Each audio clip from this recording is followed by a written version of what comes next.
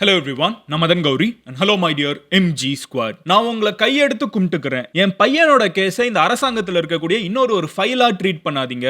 ஒரு குடும்பமே எல்லாத்தையும் இழந்துட்டு இங்க நின்னுட்டு இருக்கோம். தயவு செஞ்சு நீதி கிடைக்க ஹெல்ப் பண்ணுங்கன்னு சொல்லிட்டு இறந்து போன கேத்தன், அதாவது சியா புடிச்சு தள்ளி விட்டாங்கன்னு சொல்றோம்ல, அவங்களோட அப்பா, அந்த இறந்து போன பையனோட அப்பா வந்து இப்போ இந்தியன் கவர்மெண்ட்டுக்கு ஒரு லெட்டர் அனுப்பிச்சிருக்காங்க. இதை தான் சொல்லி தயவு செஞ்சு காப்பாத்துங்க, எங்க குடும்பத்துக்கு நீதி வேணும். நான் வந்து ஒரு இன்ஃப்ளூயன்ஷியல் பர்சனாவோ ஒரு பெரிய பணக்காரனாவோ அதெல்லாம் நான் கேட்கல, ஒரு சாதாரண மனுஷனா கேட்கிறேன். தயவு செஞ்சு என் குடும்பத்துக்கு நீதி வாங்கித்தாங்கன்னு சொல்லி இந்தியன் பிரசிடென்ட்டுக்கே மெயில்லாம் போயிருக்குது. இது ஒன்னு பார்க்க போறோம். But at the same time அவங்க கேட்கிற ஒரு விஷயம் இருக்குல்ல, அந்த நீதி வேணும்னு சொல்றாங்கல்ல, அந்த நீதி வந்து இந்தியால கிடைக்கிறதுக்கு ப்ரூஃப் வேணும். இன்னைக்கு டைம்ஸ் ஆஃப் இந்தியால வந்த ஒரு ஆர்டிகிளோட ஹெட்லைனை நான் உங்ககிட்ட சொல்றேன். சியா தான் தள்ளி விட்டாங்கங்கறத வந்து சொல்றது ஈஸி, பட் ப்ரூவ் பண்றது ரொம்ப ரொம்ப கஷ்டம். அண்ட் இத சியாவோட அட்வொகேட்ஸ், லாயர்ஸ் என்ன சொல்றாங்கன்னா, எங்க சியா தள்ளி விட்டாங்கங்கிறதுக்கு எந்த சாட்சியுமே இல்லங்க, எப்படிங்க நீங்க அப்படிலாம் சொல்லுவீங்க, அவங்க தெரியாம விழுந்துட்டாங்க அப்படின்னு சொல்லிட்டு ஸ்ட்ராங்கா கேஸ் அவங்க சைடு பில்ட் பண்ணிட்டே இருக்காங்க. சியா அண்ட் கேத்தன் இவங்களோட கேஸ் இப்போ என்ன நடந்துட்டு இருக்குது, ரொம்ப சீரியஸா ஃபாலோ பண்ணிருந்தோம். அதுல வியூஸ் வருதோ வரலையோ நான் இதை கடைசி வரைக்கும் ஃபாலோ பண்ணுவேன்னு நான் உங்ககிட்ட ப்ராமிஸ் பண்ணியிருந்தேன். இப்போ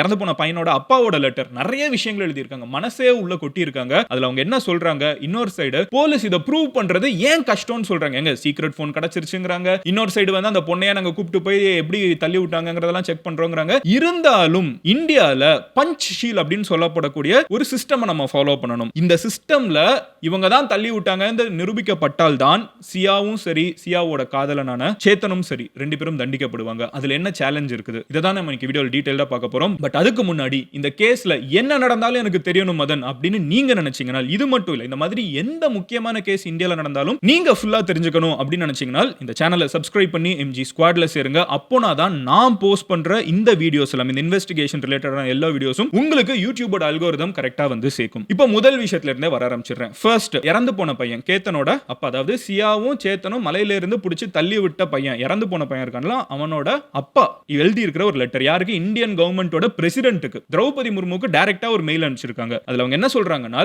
ஐ am writing this email with heart full of pain and hope. மனசுல இருக்கிற எல்லா வலியோடையும் இருந்தாலும் ஒரு நம்பிக்கை, இந்த நாட்டில் நீதி கிடைச்சிருங்கிற ஒரு ஹோப்போடையும் இந்த மெயிலை நான் உங்களுக்கு அனுப்புறேன் மேடம் அப்படின்னு சொல்லிட்டு, நான் இதை ஒரு பிசினஸ் மேனாவோ ஒரு இன்ஃப்ளூயன்ஷியல் பர்சனாவோ, ஏன்னா நல்லா தெரிஞ்சுக்கணும், இதுல இறந்து போன பையன் இருக்கான்ல கேத்தன், அவங்களோட அப்பா வந்து ரொம்ப பெரிய பிசினஸ் மேன். அவங்களோட கல்யாணத்துக்கு அவங்க எடுத்த ஃபோர்ட்டோட வாடகை மட்டுமே 17 crores 17 கோடி ரூபாய் கொடுத்து அந்த கல்யாண செலவு மட்டும் பார்த்திருக்காங்க. சோ இவ்ளோ பெரிய ஒரு பணக்கார குடும்பத்தில் இருக்கிறதுனால அவங்க என்ன சொல்றாங்கன்னு பாத்தீங்கன்னா, நான் ஒரு பெரிய பிசினஸ் மேனோ இல்ல வந்து ஒரு பெரிய இன்ஃப்ளூயன்ஷியல் பர்சனோ நான் இந்த இதை அனுப்பல, मैं सिर्फ एक बाप हूं. நான் வந்து ஒரு சாதாரண அப்பாவா நான் வந்து ஒரு இந்த லெட்டர் எழுதுறேன், என் பையனுக்கு நீதி வேணும், ஜோ ஆப்னே பேட்டே கே லியே இன்சாஃப் மாங் ரஹா ஹே அப்படின்னு சொல்லிட்டு, அது ஹிந்தியை வந்து நான் இங்கிலீஷ்ல எழுதி வச்சு வாசிக்கிறேன். பட் எனக்கு புரிஞ்சுக்கிட்ட அளவுக்கு தெரிஞ்சுக்கிட்ட அளவுக்கு என்ன சொல்றாங்கன்னா, ஒரு அப்பாவானா இதை எழுதுறேன், என் பையனுக்கு நீதி கேட்டு எழுதுறேன்னு பிரசிடென்ட்க்கு எழுதி இருக்காங்க. அடுத்து என்ன சொல்றாங்கன்னு பாத்தீங்கன்னா, என்னோட பையன் கேத்தன் வந்து ரொம்ப கொடூரமான முறையில் இந்த மாதிரி இந்த பொண்ணு பண்ணிருக்குது, எங்களுக்கு அது நடந்த நாள்ல இருந்தே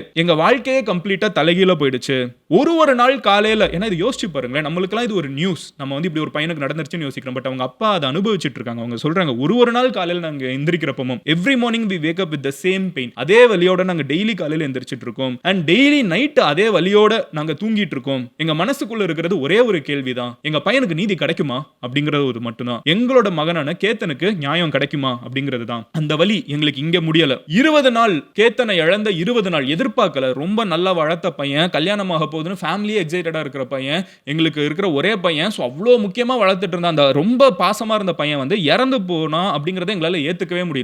அவன் இறந்து போய் 20 நாளில் என்னோட அப்பா, அதாவது கேத்தனோட அப்பாவோட அப்பா, தாத்தா, அவங்க வந்து பயங்கரமா பையன் பேரன் மேல பாசத்தை வச்சிருந்தாங்க. அவங்களால எதுவுமே வந்து பண்ண முடியல, அவங்களால அந்த அதிர்ச்சியை தாங்கவே முடியல, பேரன் இறந்துட்டான் அப்படிங்கிற ஒரு அதிர்ச்சியை தாங்கவே முடியல. அண்ட் அவங்களோட பிளட் பிரஷர் வந்து பயங்கரமா டிராப் ஆச்சு. அண்ட் ஈவென்ச்சுவலி அவங்களோட இதயம் வந்து துடிக்கிறதே நின்றுச்சு. 20 நாள் கேப்ல ஒரு தந்தையா நான் ஒரு பையனை இறந்துட்டேன், ஒரு பையனா ஒரு அப்பாவையும் இழந்துட்டேன். ஏன்னா இதை எழுதுறவங்க இருக்காங்கல்ல, ஸோ கேத்தனோட அப்பாவுக்கு வந்து அவங்க அப்பாவும் இறந்துட்டாங்க, அவங்க பையனும் இறந்துட்டாங்க, ஒரே சம்பவத்தோட கனெக்ட் பண்ணி. ஸோ என் குடும்பமே வந்து கம்ப்ளீட்டா உடஞ்சு போயிருக்குது சார். நாங்க எந்த ஸ்பெஷல் ட்ரீட்மெண்ட்டும் கேட்கல. அவங்க அந்த மெயிலே சொல்றாங்க, நாங்க எந்த ஸ்பெஷல் ட்ரீட்மெண்ட்டும் கேட்கல. हम बस इस केस को फास्ट ट्रैक कोर्ट में चलक जल्दी से जल्दी जस्टिस मिले. எங்களுக்கு வந்து ஒரு ஃபாஸ்ட் ட்ராக் கோர்ட்ல இதை கொண்டு வந்து சீக்கிரமா நியாயம் வேணும்னு தான் கேட்கிறோம். எங்களுக்கு வந்து ஸ்பெஷலா ட்ரீட்மெண்ட் கொடுங்கன்னு தான் நாங்க கேட்கல. நியாயம் கொடுக்கிறதுக்கு இந்த ஸ்பெஷல் ட்ராக் கோர்ட் வந்து சீக்கிரமா கொடுங்கன்னு சொல்லி மட்டும் தான் கேட்கிறோம். ஃபாஸ்ட் ட்ராக் கோர்ட் கொடுங்கன்னு தான் கேட்கிறோம். The people who did this should receive strictest punishment under law. யார் எங்களோட பையனை பிடிச்சி தள்ளி விட்டாங்களோ அவங்களுக்கு சட்டத்தில் இருக்கக்கூடிய இருக்கிறதுலே கடுமையான தண்டனை கொடுக்கப்படணும். And delay in justice only increases the pain of family like ours. எங்களை மாதிரி குடும்பங்களுக்கு பையனையோ எங்களோட குடும்பத்தில் இருந்த ஒரு குழந்தையோ இழந்துட்டு இருக்கக்கூடிய இந்த மாதிரி குடும்பங்களுக்கு நீங்க டைம் எடுத்து பொறுமையா நியாயம் கிடைக்கும் அப்படின்னு சொல்றது வந்து எங்க மனசுல இருக்கிற வலியை மட்டும் தான் இன்க்ரீஸ் பண்ணிட்டு இருக்குது. Ketan cannot come back. என் பையன் திருப்பி வரமாட்டான்னு எங்களுக்கு தெரியும். பட் ஆனா இத தப்பு பண்ணவங்க but the guilty should not feel that they can escape or delay the consequences of such a cruel crime. இந்த மாதிரி ஒரு கொடுமையான ஒரு குற்றத்தை பண்ணிட்டு எங்க பையன் திருப்பி வராம இருக்கலாம், நான் பண்ணவங்க நாங்க தள்ளி போட்டுறலாம், எங்களுக்கு எதுவும் நடந்துராது, நாங்க இதுல இருந்து எஸ்கேப் ஆயிடலாம் நினைக்க கூடாது. மேபி அவங்க அப்பா இது எழுதினதுக்கு ஒரு காரணமா என்ன இருக்கும்னு நான் நினைக்கிறேன்னா, கொஞ்ச நாளுக்கு முன்னாடி மொத்த நாடே சியா தான் பண்ணியிருக்காங்க, அவங்க மேல கோவமா இருக்காங்க, அந்த விஷயம் எல்லாம் போயிட்டு இருக்கப்போ சியா வந்து நடுவரல மீடியாவுக்கு காமிச்சிட்டு போனாங்க. அதை பத்தி அவங்க அப்பாவே சொல்லியிருந்தாங்க, இல்ல அந்த பொண்ணுக்கு கையில் அடிபட்டுருச்சு, அதனால கையில் அடிபட்டா எப்படி நடுவரல மீடியாவுக்கு ஒரு வரல மட்டும் காமிக்க முடியும். பட் எனிவே அவங்க அதுல இருந்து தான் சொல்றாங்க, எங்க பையனை எங்களால திருப்பி கொண்டு வரல முடியலனாலும் இதை தப்பு பண்ணவங்க இதுல இருந்து எஸ்கேப் ஆயிடக்கூடாது, அவங்க எஸ்கேப் ஆயிடலாம், தள்ளி போட்டுறலாம், டிலே பண்ணலாம், இதுல வந்து தண்டனை கிடைக்கிறத தள்ளி போடலாம், இந்த மாதிரி எல்லாம் அவங்க நினைச்சிடக்கூடாது. அண்ட் அடுத்து என்ன சொல்றாங்கன்னா, இது வந்து மத்த குடும்பங்கள்ல இந்த மாதிரி இருக்கக்கூடிய இன்னோசென்ட்டான லைஃப்ஸுக்குமே வந்து இந்த மாதிரி கொடுமைகள் நடக்கிறது வந்து ஒரு லெசனா இருக்கணும். இது மாதிரி ஒன்று பண்ணா இவ்வளவு பெரிய தண்டனை கிடைக்குங்கிறதுக்கு ஒரு லெசனா இருக்கணும். சோ அந்த மாதிரி கொடுமைகள் வந்து என்னைக்குமே டாலரேட் பண்ண விடக்கூடாது அப்படின்னு சொல்லிட்டு கடைசியா சொல்றாங்க, with folded hands, கைகூப்பி கேட்டுக்கிறேன், I request you to please look into this matter personally. தயவு செஞ்சு இதை பர்சனலா பாருங்க and help ensure justice is delivered as soon as possible. நீதி எங்களுக்கு சீக்கிரமா கிடைக்கணும். and please don't let my son's case, எங்களோட பையனோட கேஸை வந்து just another ஃபைலா ட்ரீட் பண்ணாதீங்க. இந்த ஒரு கேஸ்க்கு பின்னாடி ஒரு குடும்பம் எல்லாத்தையும் இழந்துட்டு நின்னுட்டு இருக்குன்னு ஒரு ரொம்ப இமோஷனலான ஒரு மெயில வந்து அவங்க அனுப்பிச்சிருக்காங்க. இது ஒரு side of the story. But இவங்க கேட்கிற அந்த நீதி கிடைக்கிறதுக்கு நம்மளோட கோர்ட்ல வந்து பஞ்ச் ஷீல் அப்படின்னு சொல்லிட்டு ஒரு விஷயம் சொல்றாங்க. when there is circumstantial evidence, அதாவது சியாவும் சரி சியாவோட காதலனும் சரி ஒன்னா சேர்ந்து சியா கல்யாணம் பண்ணிக்க வேண்டிய பையன் கேத்தனை வந்து மலை உச்சியில இருந்து தள்ளினாங்கிறதுக்கு ப்ரூஃப் இருக்கா? கிடையாது. ஐ விட்னஸ் இருக்கா?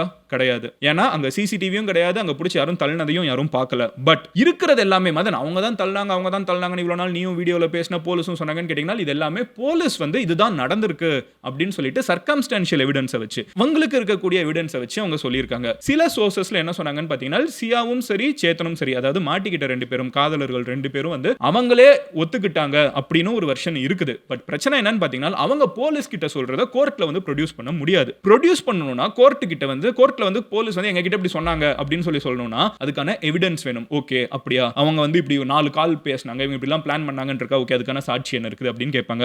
முதல்ல இந்த பஞ்ச் ஷீல்னா என்ன அப்படிங்கறத நான் உங்ககிட்ட சொல்லிடுறேன். ஃபர்ஸ்ட் ஒன் என்ன சொல்லுது அப்படின்னு பாத்தீங்கன்னா, every incriminating circumstances must be fully established. அதாவது police have spoken allegedly planning meeting இதெல்லாம் சொல்றாங்கல்ல, இவங்க தான் இங்க தான் பிளான் பண்ணாங்க, இந்த மலை உச்சியில இருந்து 3 தடவை தள்ளி விட பார்த்தாங்க, இதுக்கு முன்னாடி கிட்ட இருக்கிற ஒரு இடத்துல இருந்தே பிராக்டிஸ் பண்ணிருக்காங்க, இதெல்லாத்தையும் அவங்க சொல்றதுக்கு there must be proof. இப்போ அவங்க பிராக்டிஸ் பண்ணாங்கங்கிறதுக்கு ப்ரூஃப் இருக்கா, ரிஹர்சல் பண்ணிருக்காங்கங்கிறதுக்கு ப்ரூஃப் இருக்கா?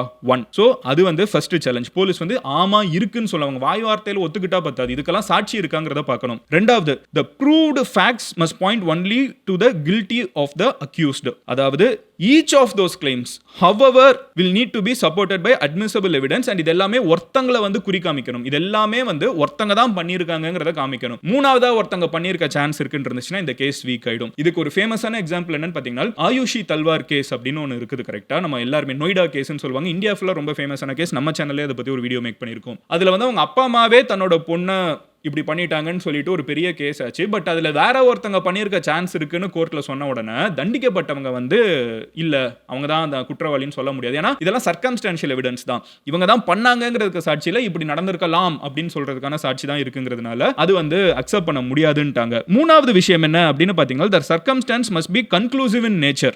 Each clue should be clear it should be ஒரு க்ளூவுமே வந்து கிளியரா இருக்கணும். ஃபார் எக்ஸாம்பிள் ஒரு தெளிவான போட்டோ, இப்போ அந்த பையன் தான் நடந்து போனா அது இவன் தான் அப்படின்னு சொல்றதுக்கு வந்து அவனோட முகம் எங்கேயாவது தெரிஞ்சிருக்கணும், இல்ல அதை சந்தேகப்பட முடியாத அளவுக்கு ஸ்ட்ராங்கா இவன் தான் வந்துட்டு போயிருக்கான் அப்படிங்கறத சொல்லணும். இப்போ போன்ல இருக்கிற லொகேஷன் அதை மட்டுமே வச்சுக்கிட்டு அவங்க தான் தள்ளி விட்டாங்கன்னு சொல்ல முடியாது. ஏன்னா லொகேஷன் அங்க காமிக்கலாம், பட் அவங்க தள்ளி விட்டாங்களா இல்லையாங்கிறது கம்ப்ளீட்டா வேற கொஸ்டின். சோ இந்த கேஸ்ல வந்து இன்னொரு பிரச்சனை இருக்குது. மிர் அப்படின்னு சொல்லிட்டு ரொம்ப ஃபேமஸான ஒரு அட்வொகேட் இருக்காரு. அவர் வந்து இந்த ரொம்ப இந்தியாவில் இருக்கக்கூடிய நிறைய முக்கியமான கேசஸ்க்கு வந்து இதுதான் எல்லாரும் நினைச்சப்ப கூட அங்க இருக்கக்கூடிய குற்றவாளிகளை வந்து நிரவாதிகள் அப்படின்னு சொல்லி வெளியே கொண்டு வந்தாங்க. அதாவது இந்தியன் பாலிசி, இந்தியன் லா வந்து ஒரு இதுல தான் ரன் ஆயிட்டு இருக்குது. Innocent until proven guilty. குற்றம் வந்து நிரூபிக்கப்படுற வரைக்கும் அவங்க இன்னோசன்ட் தான். இதுதான் வந்து இந்தியாவோட கிரக்ஸ், கரெக்ட்டா? சோ அந்த மாதிரி இருக்கிறப்போ இது சர்க்கம்ஸ்டன்ஷியல் எவிடன்ஸ். இதுல வேற யாராவது பண்ணிருக்க வாய்ப்பு இருக்கு. அதாவது இப்போ என்ன சொல்றாங்க, மலை மேல அவங்க நின்னுட்டு இருந்தாங்க, இவங்க தள்ளி விட்டாங்க. இப்போ அவங்க தவறி விழுந்திருக்கிறதுக்கு வாய்ப்பு இருந்திருக்கலாம், வேற யாராவது தள்ளி விட்டுருக்கலாம், ஆர் விபத்துல கீழே விழுந்திருக்கலாம், இல்ல அவங்களே குதிச்சிருக்கலாம். இந்த மாதிரி பல சீன்ஸ் இருக்குது, கரெக்ட்டா?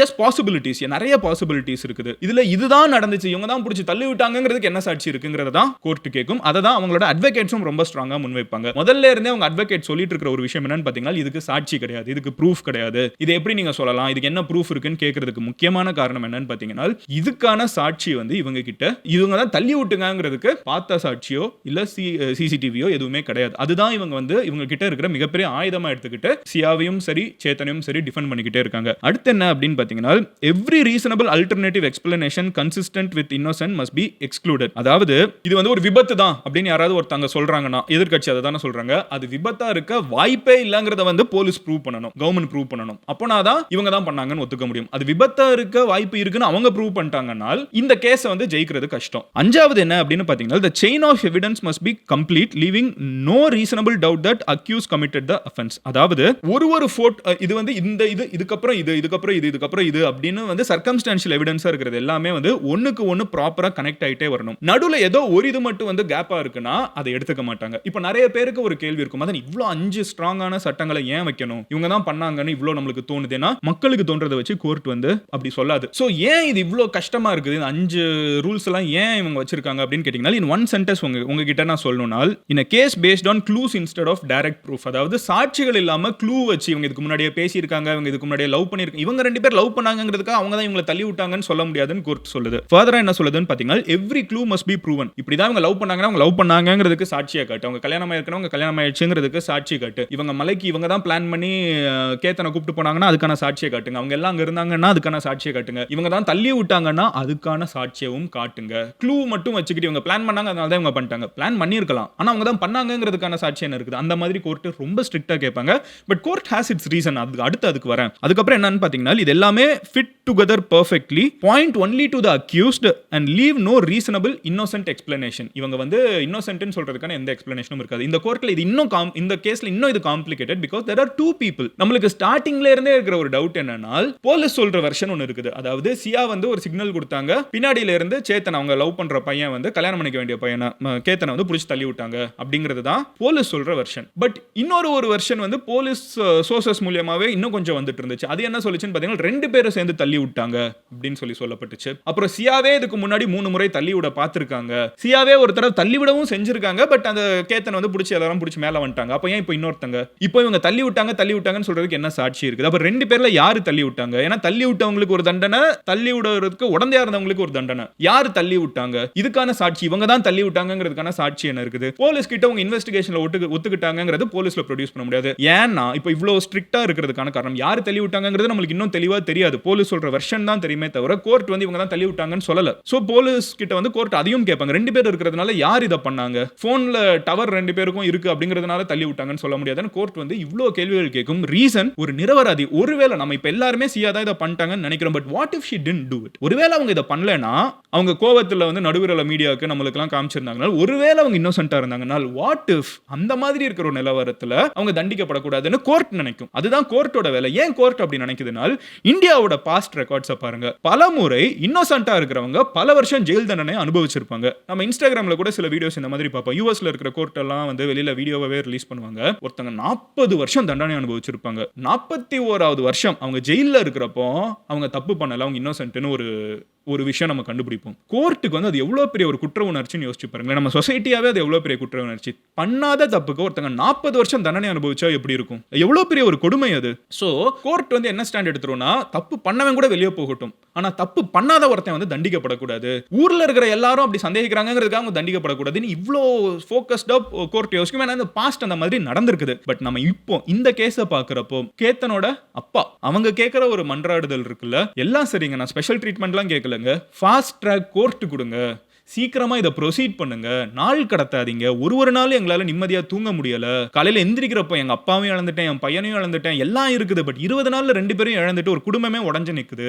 எங்களுக்கு நீதி வேணும், தப்பு செஞ்சவங்களுக்கு தண்டனை கிடைக்கணும்னு அவங்க அப்பா சொல்றதுதான் நம்மளுக்கு இப்போ பிரியாரிட்டியா இருக்குது. அவங்க அப்பா வந்து எங்களுக்கு நீதி வேணும்னு கேட்கறாங்க, ஃபாஸ்ட் ட்ராக் கேட்கறாங்க. ஹோப்ஃபுல்லி கோர்ட் வந்து ஃபாஸ்ட் ட்ராக் பண்ணி ரொம்ப ஃபாஸ்டா இதை ப்ராசஸ் பண்ணி நீதியை முடிஞ்ச அளவுக்கு சீக்கிரமா கொண்டு வரலாம். கேரளா கேஸ்ல அந்த கஷாயம் கொடுத்து காதலிச்ச பொண்ணே வந்து அந்த பையனை, நம்மளுக்கு தெரியும் கிரீஷ்மாவோ ரேஷ்மாவோ ஒரு கேஸ். அது பொண்ணு வந்து பாத்தீங்கன்னா 1 இயர்ல வந்து அந்த நியாயம் கிடைக்கப்பட்டுச்சு. கிட்டத்தட்ட 1 இயரோ 1.5 இயர்ஸ்லயே வந்து ஒன் ஆஃப் த ஃபாஸ்டஸ்ட். இது அவ்வளவு வேகமா அதை வந்து ப்ரொசீட் பண்ணாங்க. அந்த மாதிரி இதுக்கும் ஃபாஸ்டா கொடுங்கன்னு கேட்கறது வந்து நம்ம 100% சப்போர்ட் பண்ணலாம்.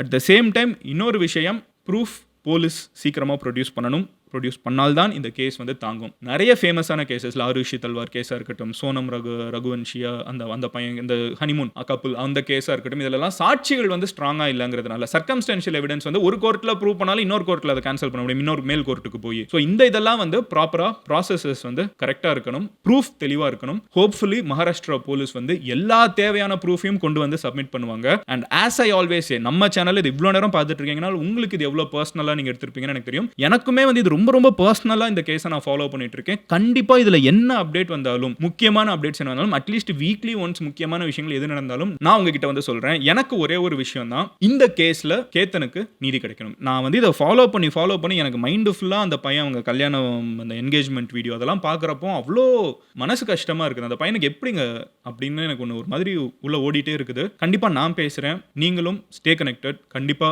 I will post everything. And நீங்க இந்த மாதிரி இந்த கேஸ் மட்டும் இல்ல, ஃபர்தரா வேற ஏதாவது முக்கியமான விஷயங்கள் நம்ம நாட்டில் நடக்கிறது எல்லாத்தையுமே நீங்க டீடைல்டா ஃபுல்லா ஃபாலோ பண்ணணும், தெரிஞ்சுக்கணும் அப்படின்னு நினைச்சீங்கன்னா இங்க சப்ஸ்கிரைப் பண்ணி எம்ஜி ஸ்குவாட்ல சேருங்க. நாட் ஜஸ்ட் மை கான்டென்ட், கீழே இருக்கிற கமெண்ட் செக்ஷனுமே அவ்வளோ என்கேஜிங்கா இருக்கும். ஒவ்வொருத்தங்க அவங்க ஒப்பீனியனை சொல்றது எனக்கும் வாசிக்கிறதுக்கு ரொம்ப பிடிக்கும். கண்டிப்பா முடிஞ்ச அளவுக்கு இந்த உலகத்தில் நடக்கக்கூடிய எல்லா விஷயங்களையும் இங்கே நாம எந்த சைடும் எடுக்காம நியூட்ரலா டிஸ்கஸ் பண்ணிட்டே இருப்போம். நாளைக்கு நான் இன்னொரு வீடியோவில் பார்க்குறேன். until then, bye. Madan Gowri. God bless MG Squad.